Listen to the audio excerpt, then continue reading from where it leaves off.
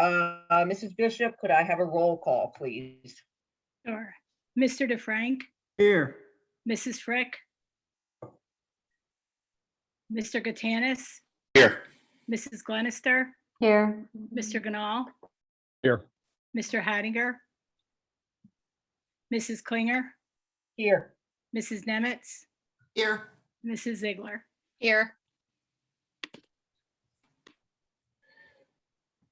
Okay.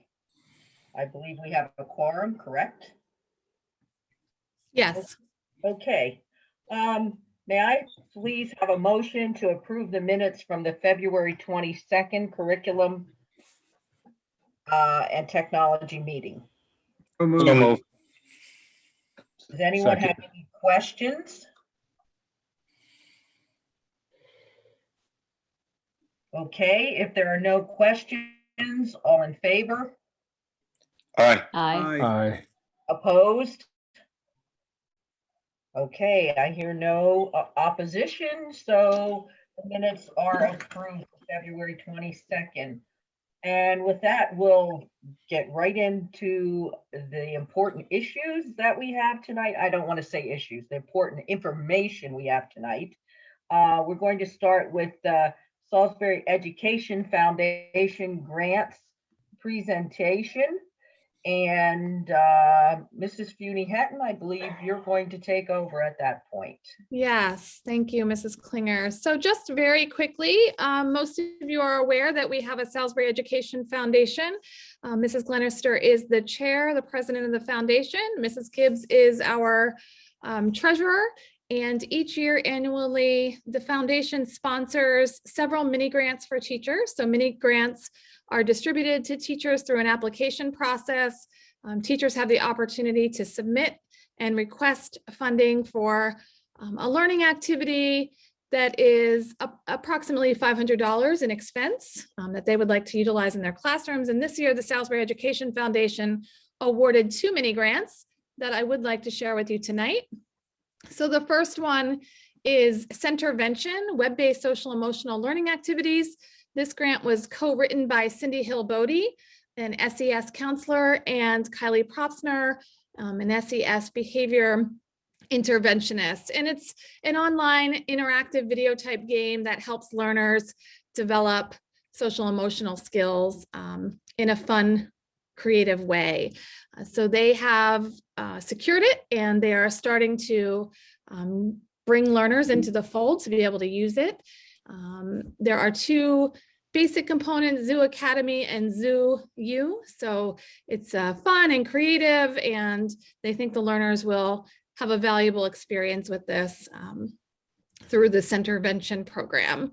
So the Salisbury Education Foundation was happy to fund that. And the second item they funded was for the gifted support learners in grades 2 to 4. They are funding a digital chess activity and also chessboards and pieces so that learners can learn the mindful game of chess early on in their elementary school career. So pleased to thank the foundation, Mrs. Glenister, Mrs. Gibbs, for their work to be able to offer these mini grants to Salisbury staff members and Salisbury learners. And that's all I have. Does anyone have any questions for Mrs. Funi-Hatton? Okay. Then we will move on to the elementary reading presentation, which is Mrs. Pauling and Mr. Brem. Excuse me, Mrs. Klinger, can I make a quick comment? Sure. Just quickly, I want to thank Mrs. Glenister and Mrs. Gibbs relative to this foundation and their work involved, and kudos to them. That's all I want to say. Thank you. Thank you. Okay. It's your turn, Mrs. Pauling and Mr. Brem. Thanks, Lynn. Do you want to I Pull up. sure will. slideshow? Yep.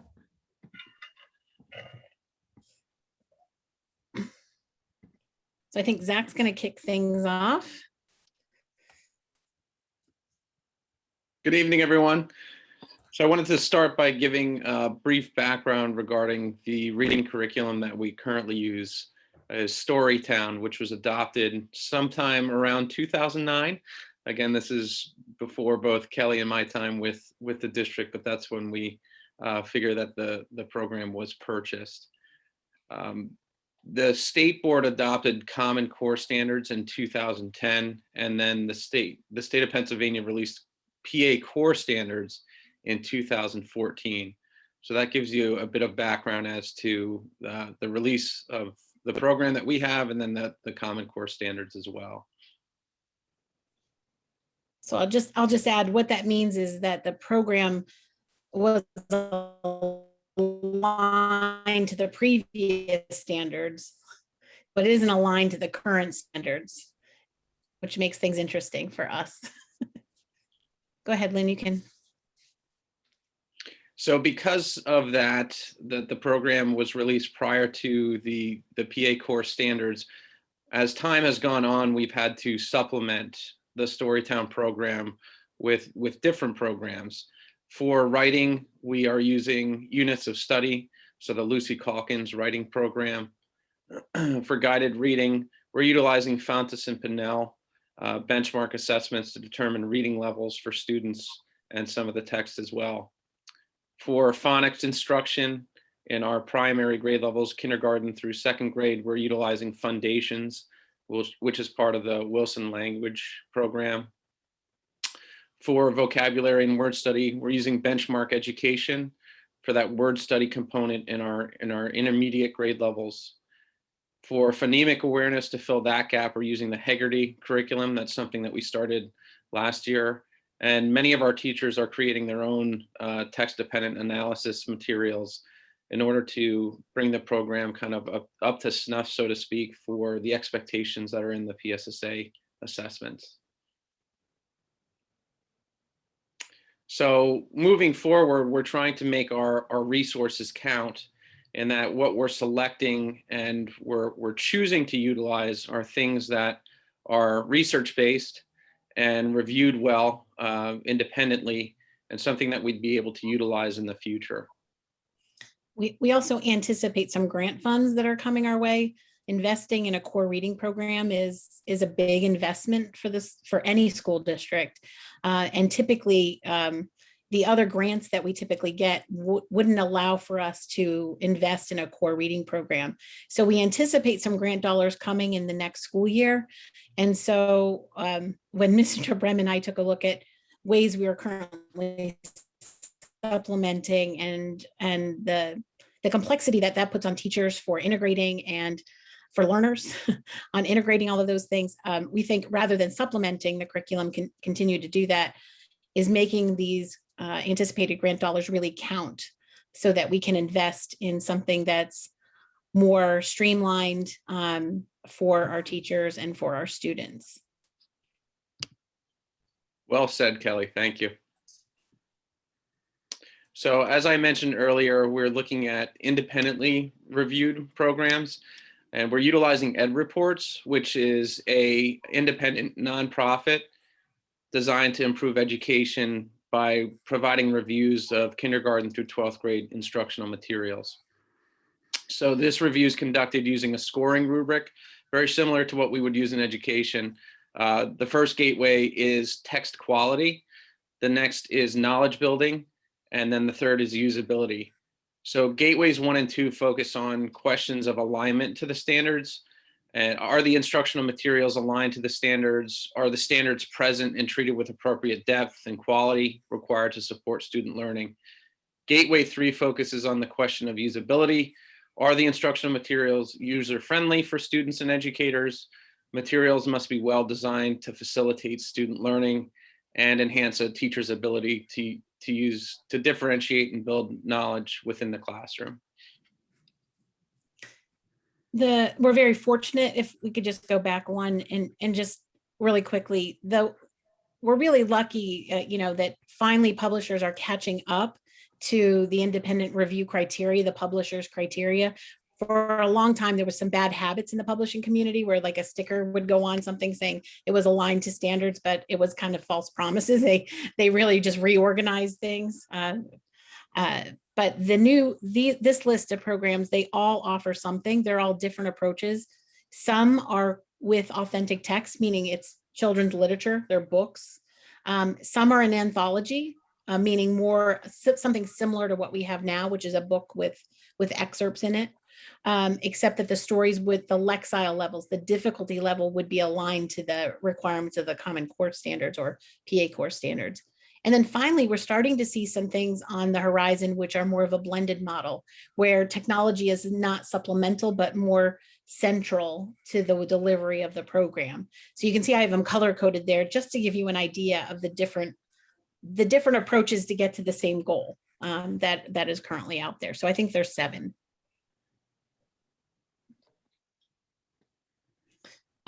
One of the things we want to make sure, like when we're looking for criteria, does it have solid foundational skills? A lot of the programs didn't have enough phonemic awareness or enough structured phonics for our young learners. So one of the things we're really looking for are these reading readiness skills and making sure it's got sufficient foundational skills.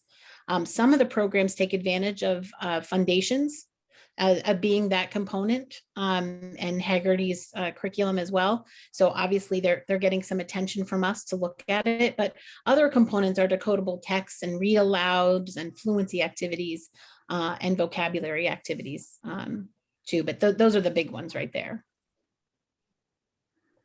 As Zach said, text quality is one of the gateways. So they actually, if the stories are not good enough, if they're not interesting enough or meaty enough, or announcers like them, teachers like them, I'm not sure that sometimes we're trying to do text dependent analysis and the story's not meaty enough for that. So we're also looking for things that are interesting to students, but also give weight to the level of the standards, the depth of the standard that we're trying to teach. The other thing that's really different, and again, this speaks to all of the options that are there on the list, but what we've learned over the past, I don't know, 10 or 20 years is that we've focused more and more on reading on primary school and elementary school. We've cut back on science and social studies over time to make more room for teaching of reading. And what we actually have learned is that doesn't help increase our reading scores. It's a balance, and that what kids need are background knowledge. They need content knowledge. So all of these programs do a really wonderful job of integrating science and social studies and humanities, as well as literature into the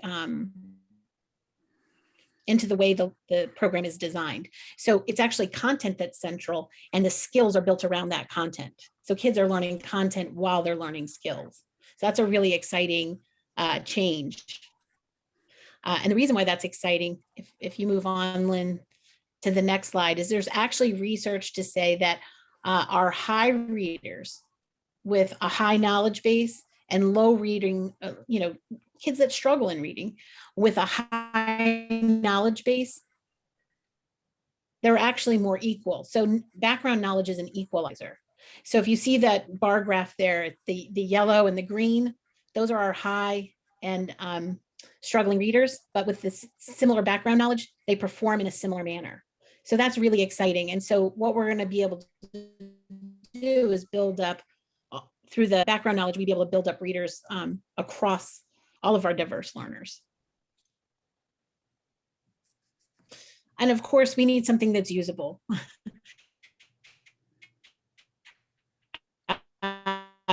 We need things that are well designed, that are practical. Teachers our elementary teachers are not just teaching reading, they're teaching math, they're teaching science, social studies. They need to be practical. They need tools to see if our learners are growing. And of course, we want to continue to partner with families and give them information as well. So those usability pieces are awfully important to us too. So our goal over the next few weeks is we just started engaging with our teachers and sharing this opportunity that we anticipate these grant dollars. So we're starting to share some of these materials I've been reaching out to schools. I've interviewed about 8 schools that are using these programs, talked to various vendors. Zach has talked with principals, and we've attended some training. Our goal now is to share this with our staff and to narrow down the list, because time is of the essence. And we want to be able to go deep and make sure that our teachers, we can meet all the criteria that we've shared with you that's important to us and to our teachers. And I guess a reminder that it's all going to be a balance. We did implement a new math program this year. We implemented Eureka and Zern. So we need to be thoughtful about this transitional period as we go through this process to select something, to also be mindful of how do we kind of still focus on math and really have an opportunity to reflect on what we did this year and refine, sort of tackle any lingering questions teachers have and continue to develop that knowledge base for our teachers, professionally development, as well as begin, to sort of transition into a more integrated Common Core based reading program. So that's going to take some, time for teachers to collaborate. It's a new reading series. They're going to have to actually read the books. It's not going to be just teacher planning, but really having an opportunity to read the same core text that the students have. So right now our goal is just to work with teachers and try to narrow down that list and then report back out to you what we found. This is Sam DeFrank. Just curious, what type of magnitude of investment are we looking to make here? I know you're still evaluating the, different programs and which one you want to, but I'm just trying to figure out how this grant is enabling us to understand the magnitude of investments that would be. Well, I haven't gotten numbers back from everyone. Okay. And I haven't gotten, a lot of times what we find out is when we talk to I'll give you a great example, Sam. I talked to 2 school districts and both of them said the same thing. The program that I have they said to me, when they told you you only needed 4 of these books. Yeah, you need 1 for every student. And, I talked to somebody else and they're like, oh, when they said you need the teacher book or the student workbook, well, for kindergarten and first grade, you don't need that. You need this. And so at this point, I would tell you it's a little hard for me to guess, but it's a big investment. I mean, it's going to be well over $100,000, I would guess. And likely as a closer minimum. to 2. But like I said, until we, Okay. and you got to look at professional development, and some of the programs are more complex in terms of their professional development. So if you give me a couple of weeks, I can probably give you a better number.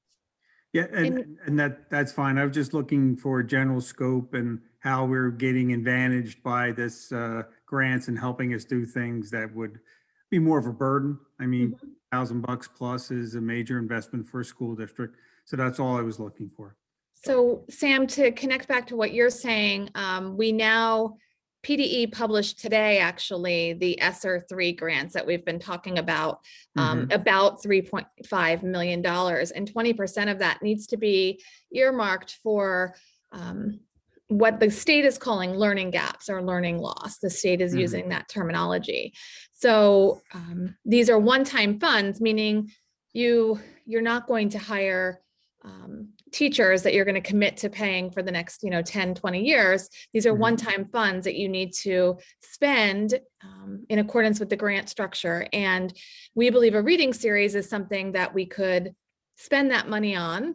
It's something that would be very difficult to find a way to add 150 to, I'm even going to say 200,000. Like, I wouldn't be surprised if we get up to that end of materials and professional learning and teacher kits and resources and whatever else is going to attach that. Kelly's started to look at some different pieces for different programs, and this grant really allows us to have that one-time expense of purchasing all those libraries of books and making sure teachers have enough for each student that, it's not a challenge to share materials between classes and that sort of thing. No, and that's what I want to understand, knowing that, the general amount of the grant and what we have to utilize things for, that this could be a very hardy program and do it, where we really embellish everything and get what we need and really invest in our children in this series, because we have the opportunity to do that. And we have to do that. It's one and done. So this does seem like a golden opportunity to invest here and make sure that we are putting the best tool forward. Otherwise, sometimes we would try to, weigh things. Do we really need this or need that? But maybe be a little more generous or focused with what we're doing to make sure we have a very rich and hearty program. Yeah, and thanks to Kelly for doing the work. We saw the grant money, and then we saw the 700,000 and how you needed to spend it, and started thinking about, where are we? And we just implemented math, right? And that is no easy task for our K-8 teachers who have just implemented math, and it's a lot to put a reading program on our teachers' plates.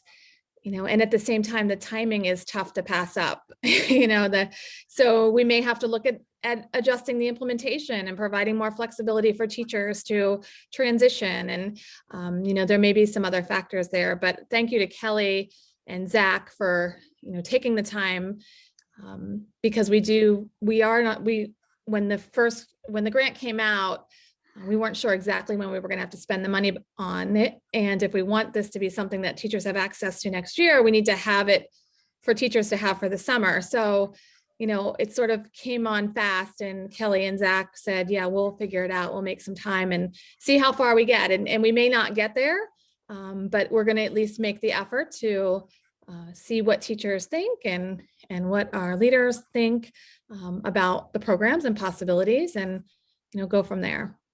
So thank you to Kelly and Zach. Yeah, I want to thank you both for all your efforts. It seems like it'll be time well spent and a nice investment for the district. All the best. I have a comment and a question. I am an avid reader. I have been one for my entire life, and it excites me that some of these programs are based in children's literature, where they would have, an actual book to read from rather than a textbook. I think that just hits a little bit differently and, instills confidence, like, oh, I read this book, now maybe I can read this book.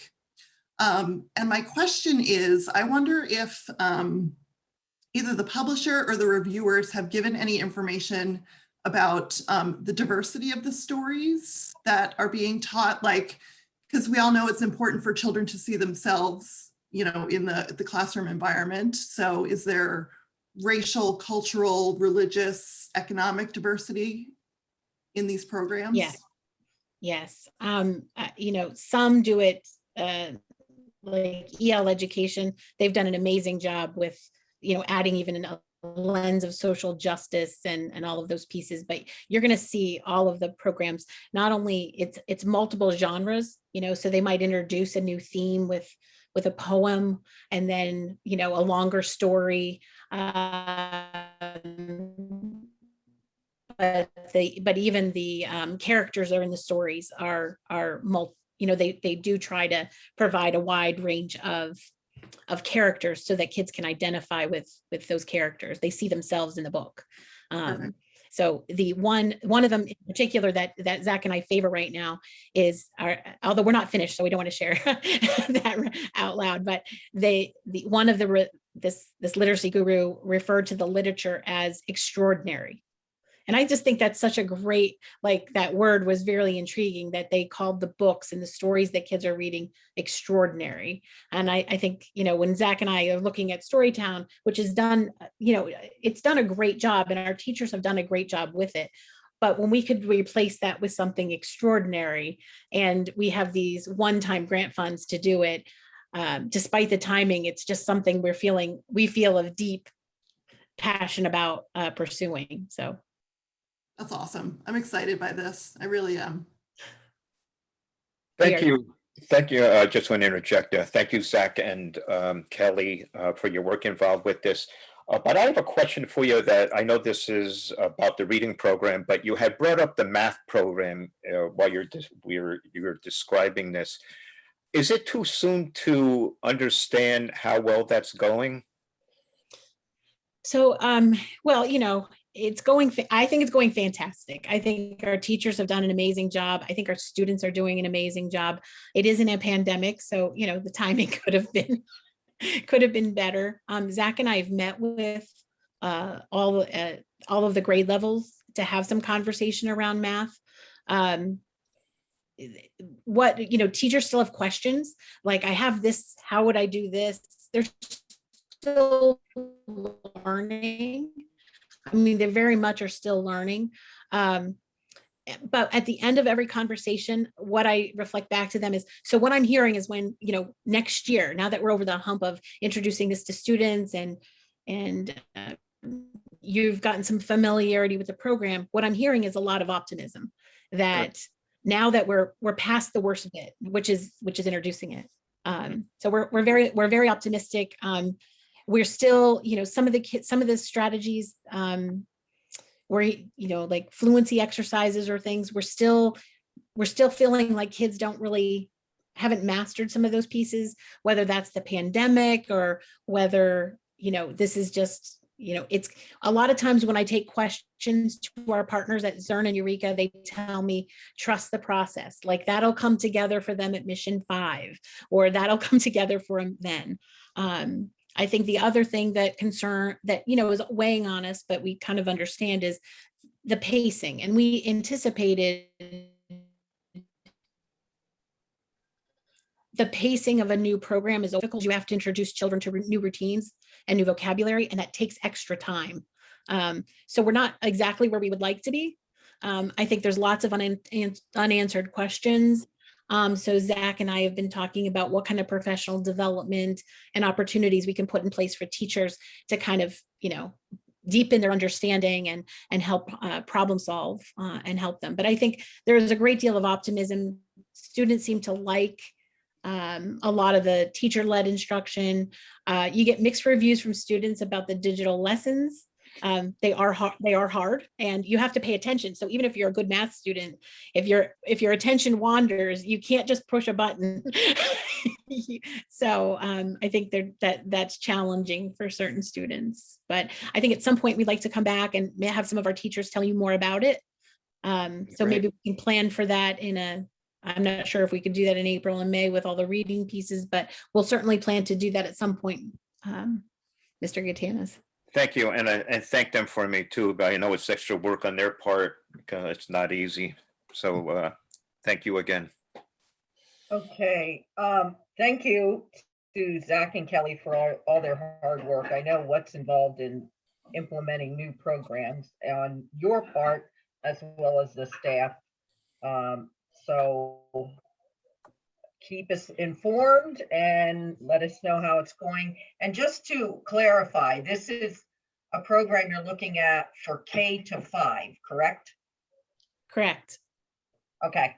All right. I just wanted to clear that out, that we're also including 5, even though they're not in the elementary school per se. Okay.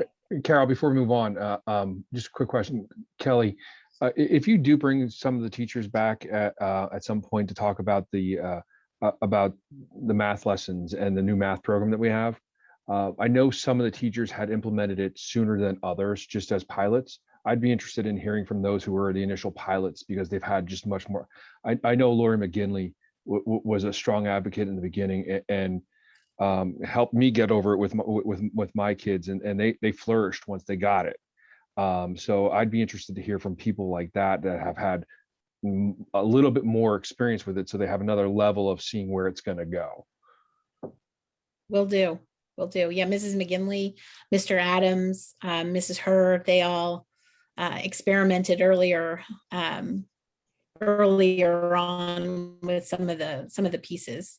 But I've observed lessons with first grade, and they're online virtually and doing some of the pieces and doing a beautiful job. So I think in some ways it's been a benefit because some of the pieces are more engaging and have been able to come through in a virtual setting. But I think all of us are looking forward to being able to do it under, quote unquote, normal conditions. Okay, thank you very much. And we'll move on to the teaching and learning update with Mrs. Pauling and the building administration. Yes, well, we haven't been working on just reading. We've been pretty busy. So I think Zach's going to kick us off with some highlights from the elementary. Yes, we're going to kick things off talking about kindergarten registration. So we had to pivot and come up with a different process this year for our kindergarten registration. Typically, we would hold an event where we would open our doors for families to come in, utilize the gym, and have different stations. And due to COVID and those restrictions, we had to revise this process. So we came up with a Google form for electronic registration for families to sign up their child for kindergarten. And then our administrative assistants are going to schedule individual meetings with these parents to complete and finalize the registration paperwork. Phase 3, after students are registered, we will begin screening students, utilizing assessments, various assessments within the summer, early summer, to determine instructional levels to be able to effectively roster students. And we're also considering being able to have enough staff on hand to provide tours to students immediately following their assessment. So that way we've kind of worked around being able to host a large event where we would give a tour to our kindergarten families. It'll be more of a personalized tour for the child and a family member as well. We also have created these grab bags for our students who are registering for kindergarten, which will provide them with some key materials to prepare them for the upcoming school year. And we purchased Salisbury class of 2034 bags, which all of these materials will be placed in. So you see a scissors there to work on some of that fine motor development, crayons as well for fine motor. We have magnetic letters and numbers for students to be able to recognize those numbers, as well as you see the shoes there in the lower left-hand corner. Those are to practice tying shoes as well, to prepare students for their transition to kindergarten. So based on some of this feedback of these assessments, we can determine what would best be utilized by certain students in preparation for them coming to kindergarten next school year. We also think it's a great way to start off a partnership with a parent, is that we're in this together and this is how we can work together and build off your child's strengths to help them be successful and flourish in kindergarten. And compliments to Kelly and Zach and the team for developing this idea, something that really came out as an opportunity as a result of COVID. You've planned something that's going to create some opportunities for learners that they haven't had in the past. So thank you for that. I really like the grab bag that you're giving out. That's something new. I've never seen anything like that before. It seems like that's so welcoming and such a great place to start. I feel like parents do get a little overwhelmed as to, oh my gosh, where should my kids be at this point? Well, a good place to start is tying your shoes. Second good place to start is identifying your letters and learning how to hold a pencil. So that's terrific. That's a great idea. Thank you. I really think that grab bag is a great idea also. The only thing that's depressing is the year that's on that. That would, at that point, we're 1/3 of the way to year 3000. Good idea. Not quite, but all right. What are you Thank you. saying, George? 2,100, George. 21, yeah. Yeah. That's right, 2100, I'm sorry. I don't have my calculator, sorry. We're excited as well. We wanted to circle back, I think, at the last meeting, the last operations meeting, and we talked about the iPad and the fact that there's actually writing implements now, an Apple Pencil, and a new option is the Logitech Crayon. And we hadn't tried them yet. So Chris, Mr. Smith, our coordinator of educational technology, and myself and Mrs. Brennan, our library media teacher, Schwib's person down at SES. We worked together along with some of our classroom teachers, and we were actually super impressed with the Logitech Crayon. It's durable. It doesn't need to be paired out of the box. It'll just work with any iPad. The Apple Pencil is actually, to charge it, you need to take off a little piece at the top and put another little adapter on. The piece is about that big. And then you've got to pair every pencil with the iPad. So it can only work with that particular iPad. So we have decided to not use the iPad Pencil at all. We felt like usually it works the other way. To get the features you want, you have to pay twice as much. And I don't know how this happened, but this is actually the opposite. To get the features we want, we have to pay half as less. It's $50 for the Logitech Crayon. And when we did some tests with it, there's not a whole lot of primary apps that really use the Logitech Crayon. So instead, after we tested it, Mrs. Brennan worked with all of our grade level teachers, and we've determined that styluses will work just fine for kindergarten and first grade for now. And they have some currently, and then as those get used, get well loved, we can just replace them and they can have styluses. And then second, third, and fourth grade, when the writing is more prominent in the curriculum, they can use the Logitech Crayon.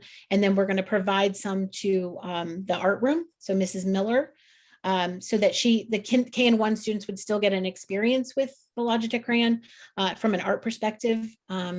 They'd still have an opportunity to use it at some point, but not necessarily need it for every day. There may be some applications for the middle and high school who will have an iPad cart for the iPad Pencil, because the real benefit of the Apple Pencil is actually it has pressure sensitivity. So for art and drawing, digital drawing, it's actually pretty amazing what people have created. But we don't see any use for it at the elementary school.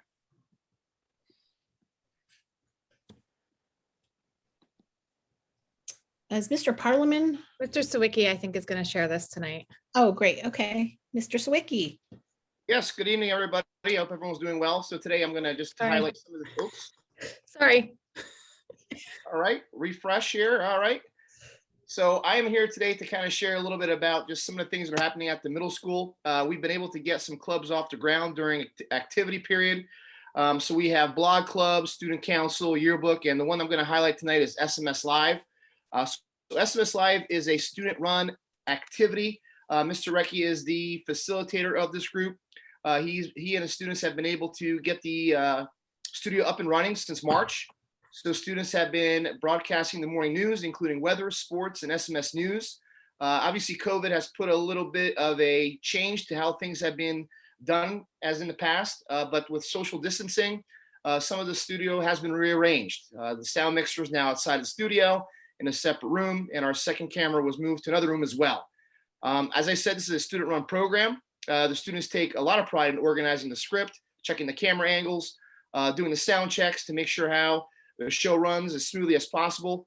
And they're the stars of the show. So students have been working very diligently to also include those students who are also at home. So they've included some different spots in the broadcast to include some of the students that are learning remotely. There was a fact of the day, and it was broadcast on March 23rd. So the students are working, every morning to try to put something on for the students in our building to keep them updated, but at the same time try to bring some sense of normalcy to our regular school day. And then finally, we have 7th and 8th grade students that are in the club. However, we've had a lot of interest from 6th and 5th graders. So we do have 7th and 8th graders that are mentoring 6th and 5th grade students who have showed interest in trying to be a part of the SMS Live program. So as you say, the show must go on, and the kids are doing an awesome job with doing that and making sure that, everyone's included, those that are in the building and also remote learners, but also making it, something that the kids have ownership of and able to, display their work, not only to everyone in our building, but also at the same time, take ownership of the things that, we're doing in our building to kind of bring some form of, place for kids to be and enjoy the time at the middle school. And Mrs. Morningstar we have quite a few updates from the high school. Lots going on in the high school right now. We recently conducted our course selection evening. This was done this year virtually by Mike Anderson and Allie Moyer. And attendance was actually the highest that it has ever been, which I think indicates to us this is something we may need to retain from this pandemic, is the ability for parents to access everything virtually as well. Scheduling is currently in process. We should have final numbers very soon, and then we start determining the number of sections that we will run of each course. And Lcti registrations are being completed concurrently. Our incoming ninth graders have the highest number of Lcti registrations we've had in several years. So we're looking at maintaining or increasing the number of students we send to Lcti in the coming year as well. This is really great news to share with you. I received information from Lcti and from Mrs. Funy-Hetton that we were awarded a grant from Lcti rather. We were part of their CARES grant, and our school district received $15,000 for students' tuition and not $9,000 for books and materials to accompany that tuition. This will allow 90 students at the high school to take a class at LC. I want to keep calling it Lcti. They're right next door to each other. It's messing with me. So we're very excited about the prospect of our students having that opportunity and to do so for free, essentially, which is really helpful. We're rolling it out right now to juniors and seniors. And at that point, if there are any classes left, we may look at select sophomores, but we're really encouraging our juniors and seniors, particularly those students who may not have considered college or who might be kicking around the idea, because I think that this could show them that they do have the ability to do well in a college class, and may encourage them to pursue that in the future. And we're looking at also our free and reduced lunch rosters so that we make sure that our socioeconomically disadvantaged students are getting access to this as well. I'm so glad you shared that tonight, Ms. Morningstar, because this is really such a great opportunity for our learners. And I think our board has heard me share before that my son participated in a similar opportunity in high school and has earned quite a few college credits that automatically transfer to Penn State. I mean, the Lcti courses, you can look them up online and see which schools will accept them.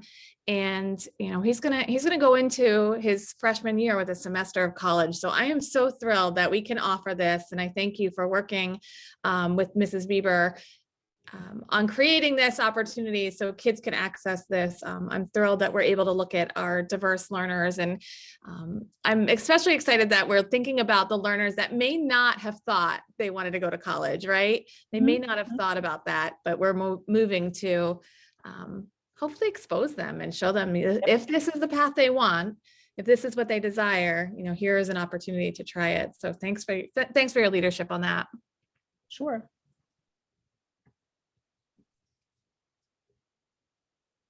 The Teacher in the Workplace grant is a professional development grant that's allowing us an opportunity to work once again with the National Coalition Building Institute. If you were on the board several years ago, you may have remembered us sharing about our work with NCBI. NCBI really aims to develop an inclusive, safe, welcoming school for everyone. They work with colleges across the country. They work with professional organizations and companies. They also work with high schools. So we're very, very excited to have the opportunity to work with them again to develop a leadership team within the high school that will be able to sort of perpetuate our goals and objectives by rolling that out to our other students within the high school. The focuses and the emphases of our training are inclusionary practices, leadership for equity, and building safer and more caring school environments. And I think we'd all agree in today's world, those are all admirable missions and goals.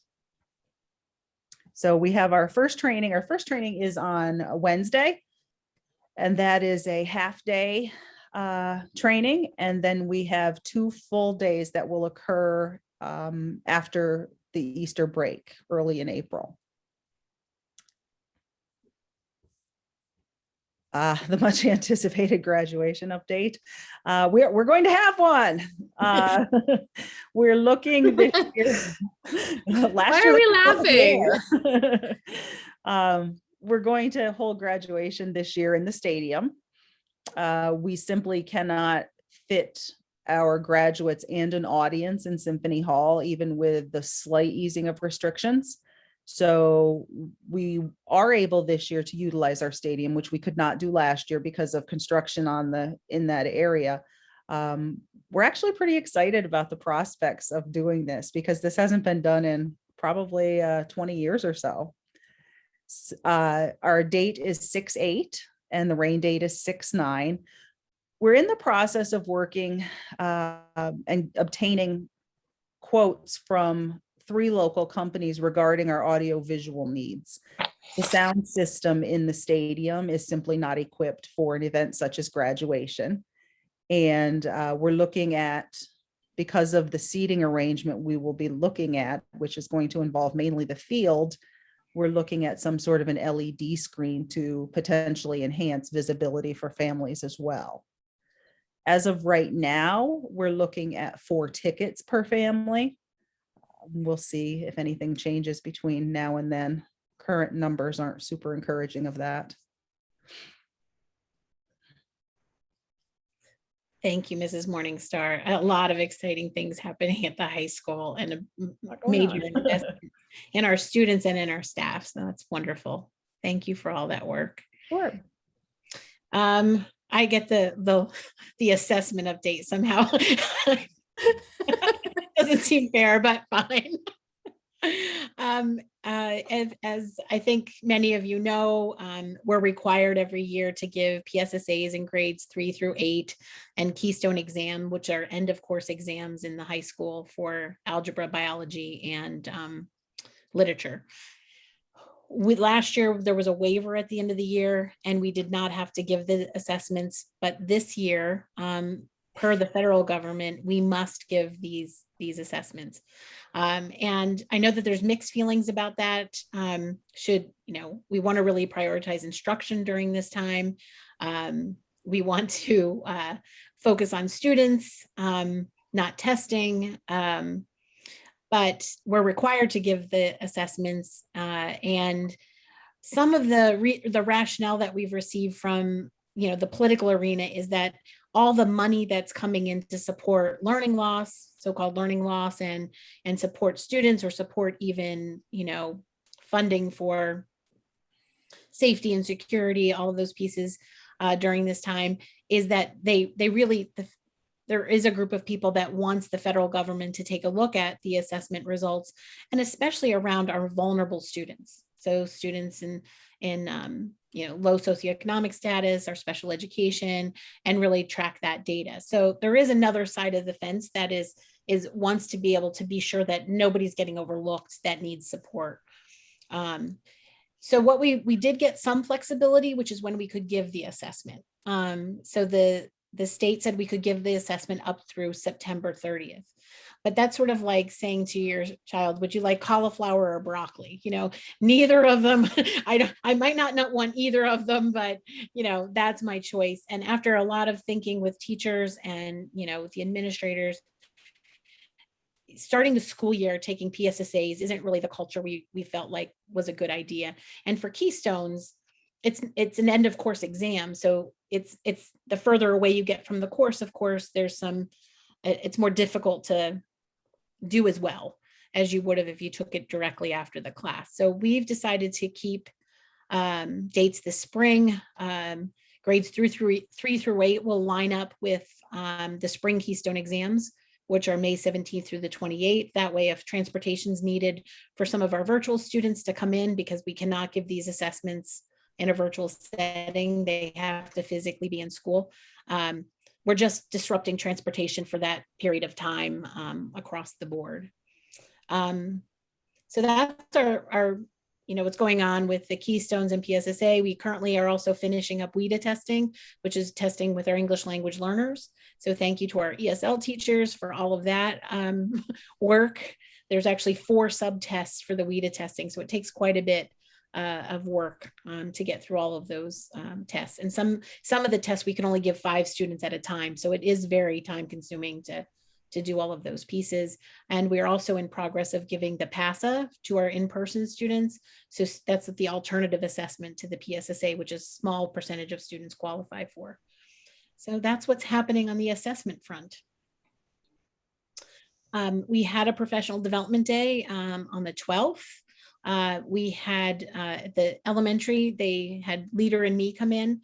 As you know, we're a Leader in Me school, and that requires, annual professional development. That particular session focused on parent engagement. So that was really a full day professional development for the teachers. And I'm sure we already have action teams who are considering how to use that information to build stronger partnerships with parents.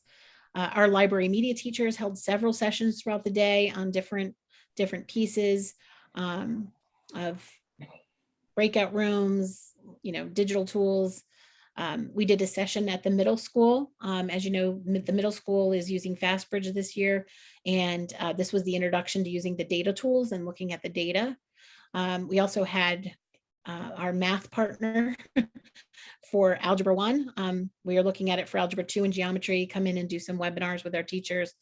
And lastly, we provided some time for collaboration. Some of those diverse learners, sometimes it just needs teachers to work together to figure out the best solution forward for a particular student. So time was given for teacher collaboration, for teacher planning, as well as for our diverse learners. So it was a lot of moving parts on the 12th. Finally, we put out a newsletter to our staff with the updated learning beliefs, updated profile of a graduate. The learning beliefs have stayed the same.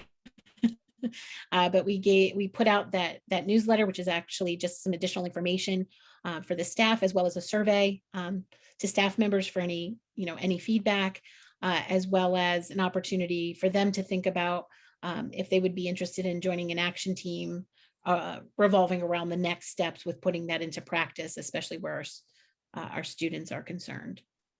At this point, we are planning an opportunity with our Project Wonder teachers. Have reached out and said students would like to have an opportunity to talk with us about the profile of a graduate and how that relates to them. So we're setting up that focus group. So I thought that was wonderful that they reached out, and a great first step in getting the profile of a graduate in the hands of students. Shoo. Okay. Does anybody have any questions for Kelly or any of the administrators? I think it's totally amazing when I hear all this work that is being done.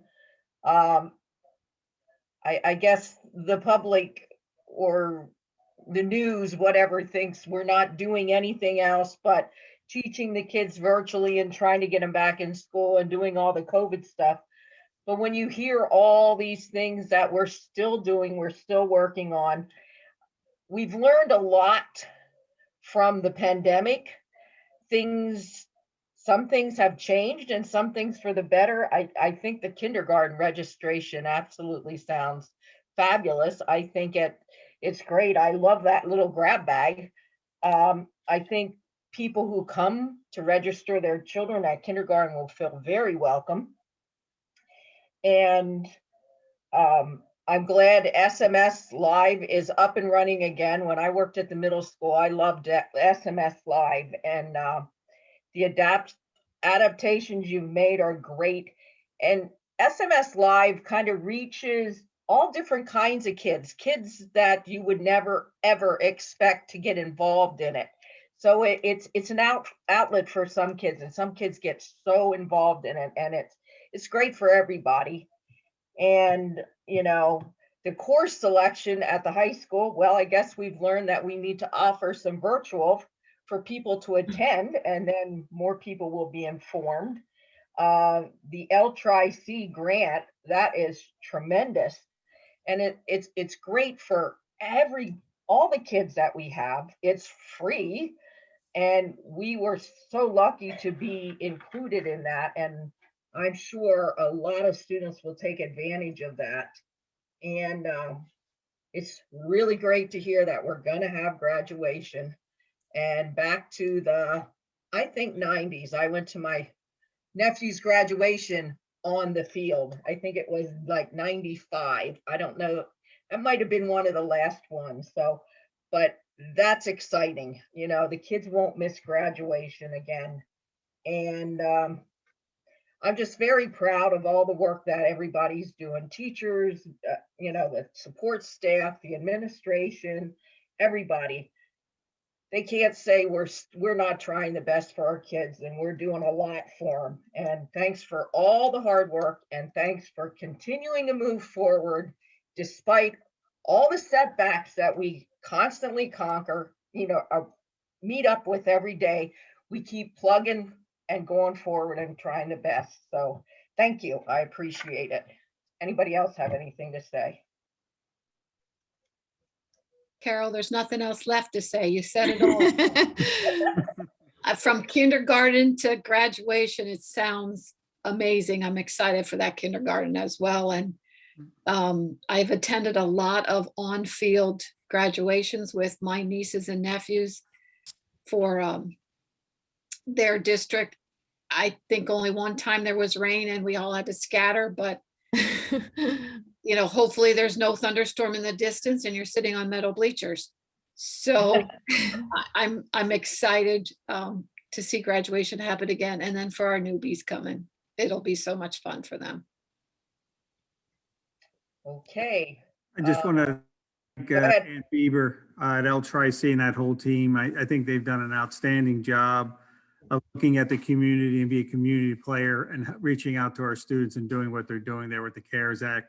I think that's going to give students that may not have ever thought of attending an opportunity to, and see if that's a path forward for them. And doing it at no cost, books, everything paid for, is absolutely outstanding. So I think we should applaud that team and thank them for thinking of the whole community and reaching out and considering Salisbury in that as well. So I just want to thank them for that, and Ms. Morningstar for engaging and getting that completed with them. Thank you very much. Okay. Does anyone have any old business? Okay. I think we probably covered everything possible. And anybody have new business? Do we have anyone signed up for citizen comments? We do, Mrs. Klinger. Nicole Hickson. Okay. And Nicole, I just have to unmute you somehow here. Okay, I think you should be okay. All right. Can you guys hear me okay? Yes. Yeah. All right. My name is Nicole Hickson. I live at 2862 Edgemont Drive. I want to voice a concern tonight regarding the bus transportation provided by the district. Last year during the reconfiguration conversations, an FAQ was released that assured the parents that the school district was, and I'm going to quote this, creating routes that do not use 78 except in the case of extreme traffic due to an accident or other unforeseen circumstances, end quote. Last week, as my kids pointed to the Summit Lawn exit when we were traveling down the road, they said, "Hey, this is the way we go on our bus." I was confused. I specifically remembered the promise that Interstate 78 would not be used on a regular basis. This morning, I followed the bus to school to see the route it takes, and I was really disappointed by what I saw. I followed multiple Salisbury buses along 78. Routes 7 and 25 were both taking that path to the school, and I'm being told by the children that that's what they're doing daily.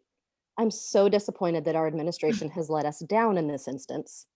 All we've heard about for the last year during COVID is how the safety of our children is the most important thing, but that's really hard to believe given that we were assured Highway 78 wouldn't be used because of the safety reasons.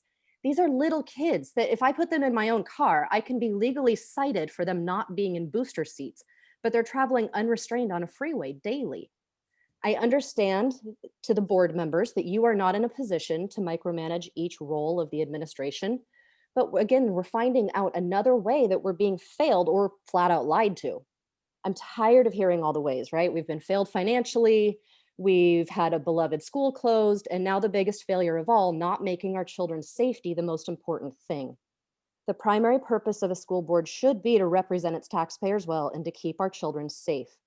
Promises were made to the students and parents of this district, and we should expect those promises to be kept. I am asking that the school board holds the administration accountable for the safety measures they said they would provide last spring. The inability for this administration to complete the most basic needs of our children in this instance cannot be tolerated. Thank you.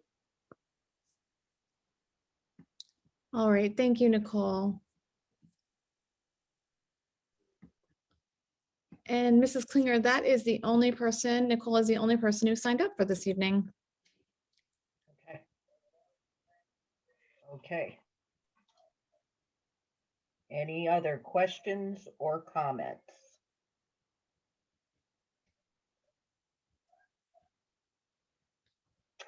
Okay, our next meeting is Monday, April 26th at 7 o'clock, and I assume it will be Zoom again.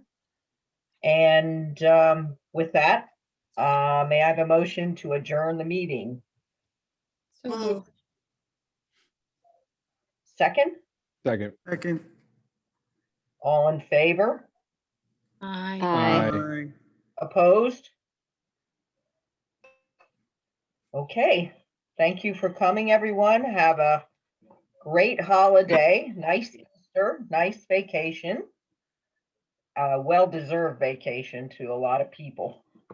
So, okay, good night.